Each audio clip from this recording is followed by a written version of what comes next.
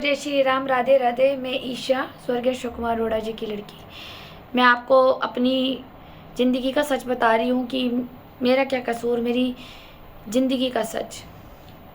जो मेरे से नए लोग जुड़े हैं तो वो मेरी यूट्यूब पे जा कर के ईशा बेरी के नाम पर वो जा कर के सारी वीडियोस देख सकते हैं। पार्ट 1, पार्ट 2, पार्ट 3, 4, 5 मैं सब ज़िंदगी का सच डाल रही हूँ।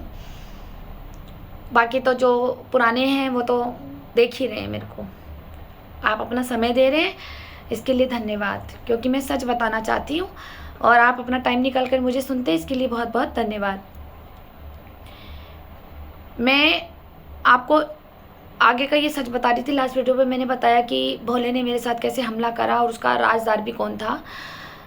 अब वहाँ पे खाली भोला ही नहीं है, मोती बाजार में ना, नींबू घेर में खाली भोला ही नहीं, भोले ने माफ़ी मांग ली तो एक और लड़का खड़ा हो गया लड़ने के लिए।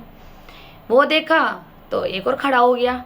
एक लड़के ने ये मेरे घर के बाहर कमेंट दिया था, वो सुन रहा है तो वो सुने। इस मोहल्ले में ऐसा जीना हराम कर देंगे, किस किस को कोतवाली लेके जाएगी। यही बोला था ना। अभी तो खाली एक भोले के लिए कंप्लेंट करी है, अब की बार तो मैं उलझूंगा ईशा से। सुन रहा होगा वो, उसके 2 बच्चे हैं, व्यापारी हैं वो भी मोती बाजार का एक बार कोषाध्यक्ष बन चुका है।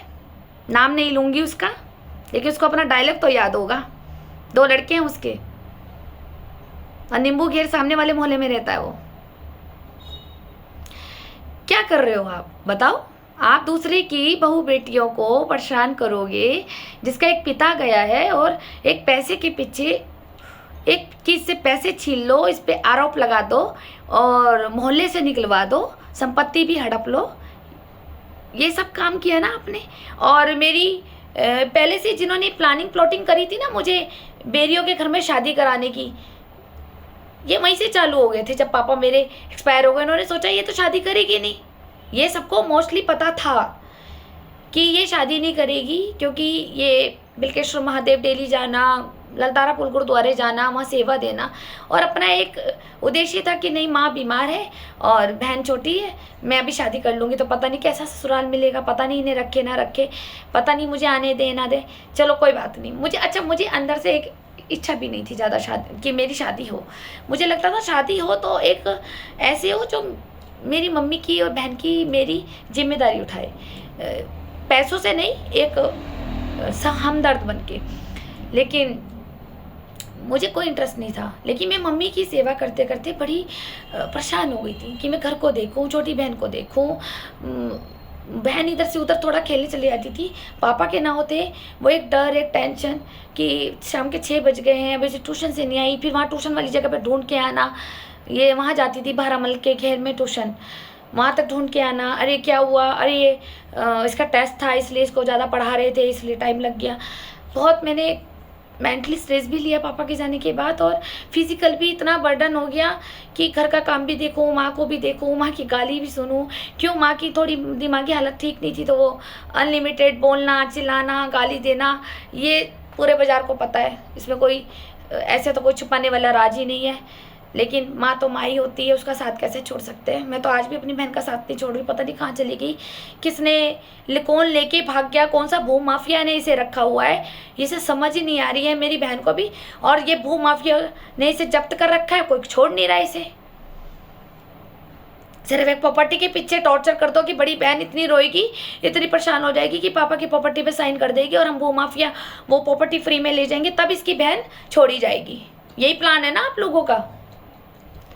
तो पापा के जाने के बाद मैंने बहुत स्ट्रगल झेला।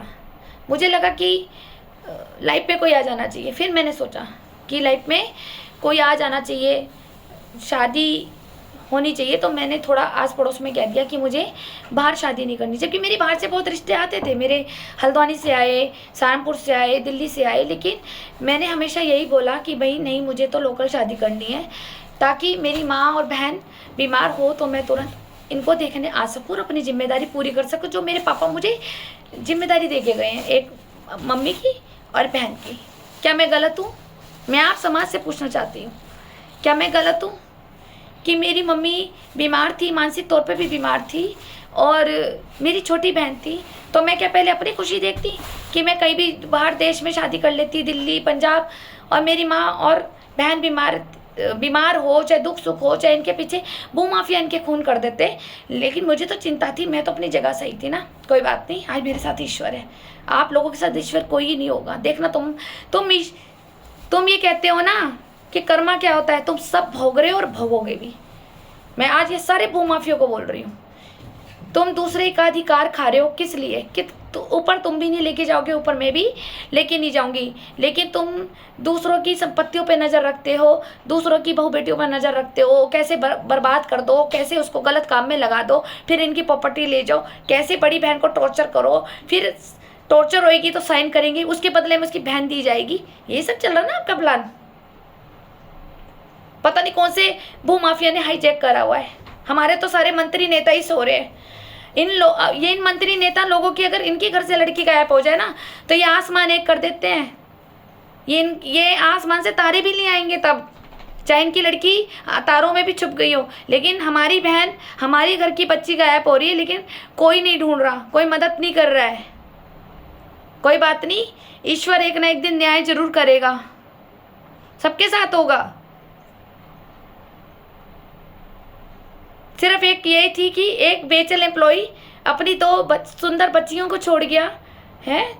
मैं तो आज भी अपने पापा से कहती हूँ कि पापा, तुमने तो हमें अंदर एक ऐसे रखा हुआ था जैसे एक कछुए को रखते हैं। आप हमारी कवच थे पापा, हम एक छोटे से पक्षी थे, छोटे से पर आपने दिए। काश मैं इनको इतने बड़े पर लगा देते, मैं आसमान में उड़ के इन गिद्धों को देखती, इन सारे गिद्धों को पहचान लेती, ये सारे भूमाफियों लोगों को।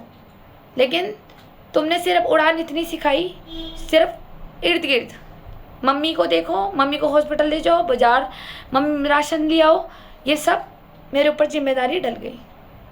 जब मैं उसी में इतनी बिजी हो गई कि मैं भूमाफियों को ही नहीं पहचान पाई कि मेरे साथ हो क्या रहा है। ये तजुर्बा मुझे अब हो रहा है, जब मेरे साथ ये प्रैक्टिकल हो रहा है। भूमाफिया मुझे कैसे तंग कर रहे हैं। अब भूमाफिया में सारे भूमाफिया इन्वॉल्वमेंट है। कुछ भूमाफियों के साथ तो मेरा कोर्ट में केस चल रहा गंगा विहार कॉलोनी में, और वहां पे भी उलझा के रखते हैं सिर्फ एक मकान खाने के लिए। क्या खा लोगे? खा लोगे तो बताओ, चलो मैं अपनी घर की ईंटें तोड़ के देती हूँ, खा के दिखाओ पहले आप लोग। खा लो ना, तुम्हारी नीयत भी भर जाए, पेट भी भर जाए तुम्हारा। तुम एक बच्ची को, एक जिसके पिता नहीं है सर पे, उसको परेशान करवा रहे हो। कहाँ बख्शेगा तुम्हें भगवान? बख्शेगा? एक संपत्ति को तुम बच्चियों का हक खाओगे, उस अधिकार को खा के किसके लिए जमा कर रहे हो? किसके लिए? आने वाली अपनी पीढ़ी के लिए, अपनी औलादों के लिए। उसमें भी बद्दुआ होगी हमारी। हमारे जो एक एक आंसू निकल रहे हैं ना, उसमें भी बद्दुआ होगी। तुम्हारा अगर तुम्हारा जो आने वाला जो आगे पीढ़ियां है ना, अगर वो सुख से भोग लें। यही काम आता है आपको करना। किसी की बच्ची को गलत रास्ते पे ले जाओ, गलत रास्ते में चला दो, उसकी दलाली खाओ, भूमाफियों की तरह पीछे पड़ जाओ, बाहर खड़े हो जाओ, छेड़ो, टॉर्चर करो, संपत्ति को हड़पो। यही काम करना आया ना आप लोगों को।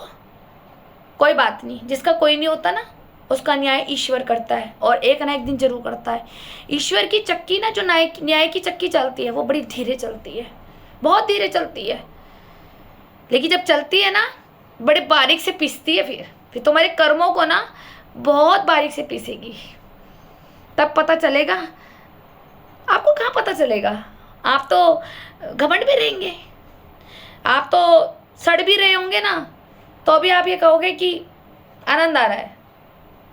घमंड रावण का नहीं बचा, आप लोगों का क्या बचेगा? ईश्वर सब देख रहा है, सबके साथ होना है, भोगना सबको है। चाहे मैं भोगूं, चाहे मैं हूं, चाहे आप लोग हो।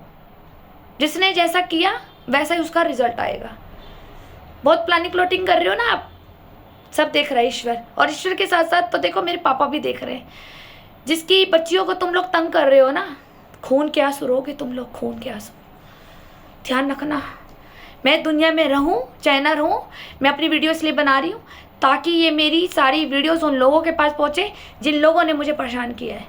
लेकिन मैं आज भी ये कह रही हूँ, हमें नाजायज तंग करोगे तो तुम और तुम्हारी पीढ़ियाँ खून के आंसू रोएंगे। ये मैं बोल रही हूँ, हमेशा याद रहोगे तुम, और मैं भी तुम्हारी इसी चीज़ में याद आऊँगी कि किसी ने बद्दुआ तुम लोगों को दी थी। धन्यवाद।